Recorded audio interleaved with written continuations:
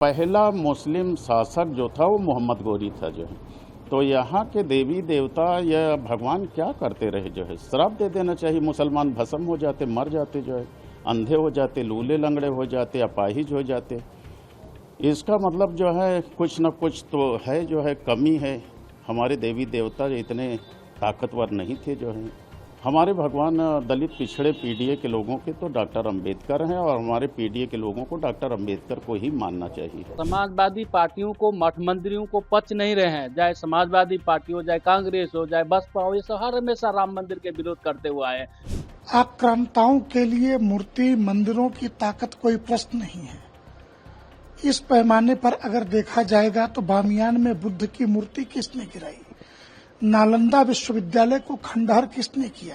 अभी समाजवादी पार्टी में जो लोग हैं वो सनातन, मठ मंदिर, हिंदू, धर्माचार्य सबको गाली देने के एक सूत्रीय काम में, भारत के महापुरुषों को गाली देने के काम में अखिलेश जी ने लगा रखा है। इस प्रकार की गंदी और घटिया राजनीति उनके दल को और उनके पदाधिकारियों को ही मुबारक हो। कि भगवान ही चाहते तो राम मंदिर का भी भव्य मंदिर बना। भगवान से ही प्रार्थना करने से, देखिए धारा 370, धारा 300 सारे जितने भी ही है विवादित है, ये भगवान की कृपा से ही मठ मंदिर बन गया। सारे इन्हीं के कल्याण से, देखिए देश के प्रधानमंत्री कैसे बने, भगवान की कृपा, राम भक्तों की कृपा से देश के प्रधानमंत्री आज किस जगह पर है।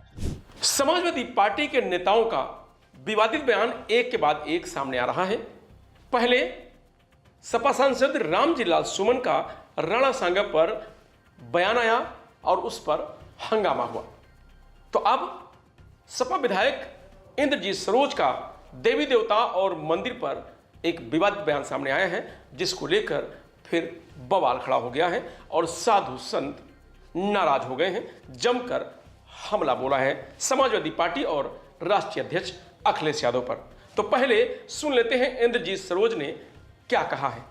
मंदिरों की ताकत पर हमने जो कहा था कि जो है 712 ईस्वी में मोहम्मद बिन कासिम इस देश में आए, जो विदेशी आक्रांता थे, अरब से चलकर आए थे और यहाँ लूट के चले गए। मोहम्मद बिन महमूद गजनबी आए, अफ़गानिस्तान से चल के आए और सोमनाथ मंदिर में उन्होंने 17 बार आक्रमण करके लूट कर चले गए जो है।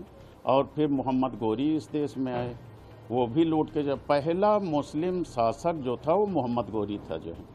तो यहाँ के देवी देवता या भगवान क्या करते रहे जो है, श्राप दे देना चाहिए। मुसलमान भस्म हो जाते, मर जाते जो है, अंधे हो जाते, लूले लंगड़े हो जाते, अपाहिज हो जाते।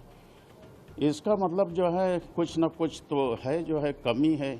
हमारे देवी देवता इतने ताकतवर नहीं थे जो है, उन्हें श्राप देना चाहिए जो है। हमारे भगवान दलित पिछड़े पीडीए के लोगों के तो डॉक्टर अंबेडकर हैं, और हमारे पीडीए के लोगों को डॉक्टर अंबेडकर को ही मानना चाहिए। इंद्रजीत सरोज के इस बयान का विरोध करते हुए संत समाज ने क्या कहा, ये भी सुन लेते हैं। आक्रांताओं के लिए मूर्ति मंदिरों की ताकत कोई प्रश्न नहीं है। इस पैमाने पर अगर देखा जाएगा तो बामियान में बुद्ध की मूर्ति किसने गिराई, नालंदा विश्वविद्यालय को खंडहर किसने किया। अगर शिक्षा शेरनी का दूध है तो वहाँ जो लोग शिक्षा ले रहे थे वो 16 घुड़सवारों के साथ बख्तियार खिलजी ने जब नालंदा विश्वविद्यालय को खंडहर बनाया तो युद्ध क्यों न कर सके। इसलिए ऐसे प्रश्नों से स्वयं को जोड़ना भी मेरा मानना है कि बौद्धिक छल है। और अभी समाजवादी पार्टी में जो लोग हैं वो सनातन, मठ मंदिर, हिंदू, धर्माचार्य सबको गाली देने के एक सूत्रीय काम में, भारत, भारतीयता, भारत के महापुरुषों को गाली देने के काम में अखिलेश जी ने लगा रखा है। इस प्रकार की गंदी और घटिया राजनीति उनके दल को और उनके पदाधिकारियों को ही मुबारक हो। उनका कहना है कि राम का नारा लगाने से कुछ नहीं होता, और यहाँ पे अब भी जो मौजूदा में सत्ता में के मंदिर हैं और बाबा जी खुद विराजमान। दिक्कत क्या है बाबा जी से लोगों को?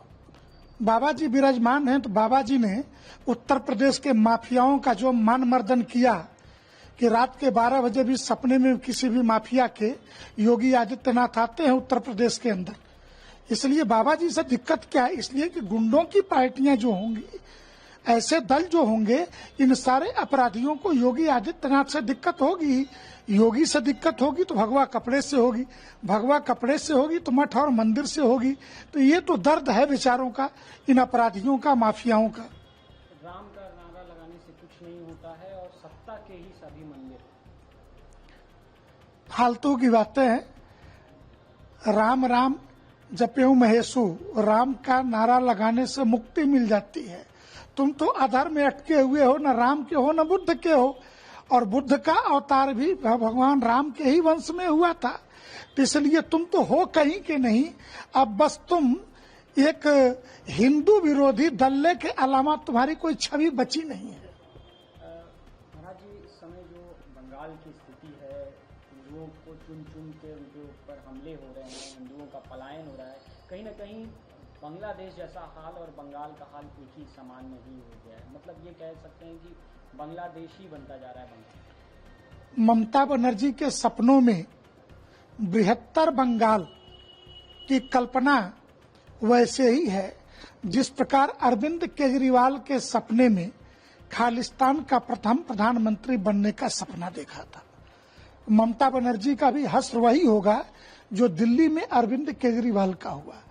जहां तक हिंदुओं के पलायन, मुर्शिदाबाद, तो इसको सिर्फ आप एक हिंदू मुस्लिम के दंगे और वक्फ एक्ट के विरोध के रूप में मत देखिए।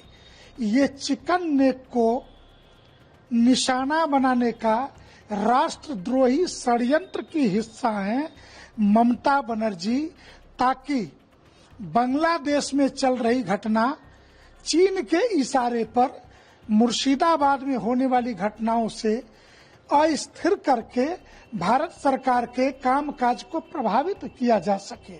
और ऐसे देशद्रोहियों से निपटना नरेंद्र मोदी और अमित शाह जी को बखूबी आता है। हमें विश्वास है इस समस्या का भी कश्मीर समस्या की तरह से ही अस्थायी समाधान जरूर निकलेगा। वक्फ एक्ट को लेकर तमाम अब जो विपक्ष की पार्टियां हैं, सपा हो, कांग्रेस हो, वो कह रही है कि अब हम सुप्रीम कोर्ट जाएंगे और अगर हमारा समय आ गया तो हम इसको पलट दें। भाई सभी अपने समय का इंतजार करते हैं। धारा 370 हटाने के लिए 60-70 वर्षों का इंतजार डॉक्टर श्यामा प्रसाद मुखर्जी के बलिदान के बाद भारतीय जनता पार्टी और पूर्व में जनसंघ ने भी किया था। तुम भी अपने समय का इंतजार करो। और मेरा मानना है कि यह सदी हिंदुत्व की सदी है।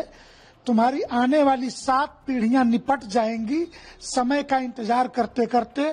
1000 वर्षों के अपमान की पीड़ा से निकल करके हिंदू समाज जगा है और एक एक अपमान का बदला लेगा। और तुम इंतजार करते रहो, वो इंतजार तुम्हारा और लंबा हो, हम भगवान से यही प्रार्थना करेंगे।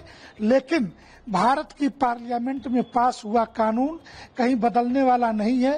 तुम अपने वोटरों को ये छलावा देते रहो, ये तुम्हारे ही हित, क्या मैं कहूं कि तुम्हारे विनाश का कारक बनेगा। महाराज जी, आखिरी सवाल, गाजी मीना का जो बारात निकलता है उसको लेकर एक जंग छिड़ी हुई है, क्योंकि भाजपा के तमाम कैबिनेट स्तर के नेता आप कह दिए कि ये बारात नहीं निकलनी चाहिए और नहीं निकलने देंगे। हम दुर्भाग्यशाली ऐसे समाज और ऐसे राष्ट्र के हिस्सा है कि जहां पर आक्रांता हाजी गाजी पाजियों की, कि जिन्होंने हम पर हमले किए, हमारी हत्या की, और वो अपने जश्न की बारात हमारे यहाँ निकालते हैं। नालंदा जैसा शिक्षा का केंद्र जलाने वाले बख्तियार खिलजी के नाम पर बिहार में बख्तियारपुर जैसा नगर भी है। हम योगी जी को धन्यवाद देते हैं, इन्होंने फैजाबाद, इलाहाबाद से लेकर के मुगल सराय तक सबको स्वाहा कर दिया। बड़ी संख्या में उत्तराखंड में भी नाम बदले गए। तो ये गुलामी के चिन्ह मिटाए जाने चाहिए, ये रवायत बंद होनी चाहिए। ये किसी परंपरा का रूप नहीं है, हिंदुओं को चिढ़ाने के ये स्वरूप हैं। और सुहेल देव राजभर या सुहेल देव पासवान, इतिहास में दोनों सुहेल देव जी को अपना महापुरुष मानते हैं। तो मैं मानता हूं कि छत्रपति सुहेल देव ने अपने घोड़े के आगे जिन गाजियों को बांध करके घसीट दिया, इनकी बारात निकालने वालों को शर्म हया थोड़ी भी हो तो इसको बंद करें। बनारस में आप लोग का का क्या स्टैंड रहने वाला है गाजी मियां के बयारात को लेकर, पहला, और दूसरा यहाँ पे जो नाम बदलने की कवायद शुरू होने वाली थी उसको लेकर, जैसे नगर निगम ने प्रस्ताव दिए हैं, वो सरकारी कामकाज का हिस्सा है। नगर निगम को ढेर सारा आशीर्वाद और बधाई है कि बनारस में भी ऐसे गुलामी के जो चिन्ह नाम निशान हैं वो मिटाए जाएंगे। काशी दुनिया का सबसे पुराना और एग्जिस्टिंग शहर है।